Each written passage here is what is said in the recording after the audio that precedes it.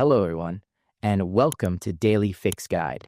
In today's video, I'm going to guide you through how to cancel the auto subscription payment for Netflix. So that's a very simple process.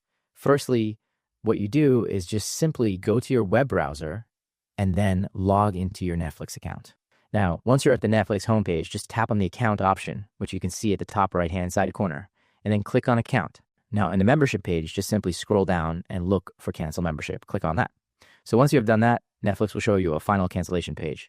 Over here, you can see the current billing cycle and the end date. Now, to finalize everything, you can just simply tap on cancel over here, and that will cancel your subscription. This process will also automatically stop the payment. And even after cancellation, you'll still have access to Netflix until the next billing cycle. Now, if you don't want to cancel permanently, Netflix sometimes gives you other options as well. Like, for example, if you want to pause your membership for a month, that means you won't be charged for 30 days, but your account will stay inactive, so you can choose that plan as well. Or if you are looking to get a cheaper plan, you can also click on this option to get a cheaper plan. So that's it.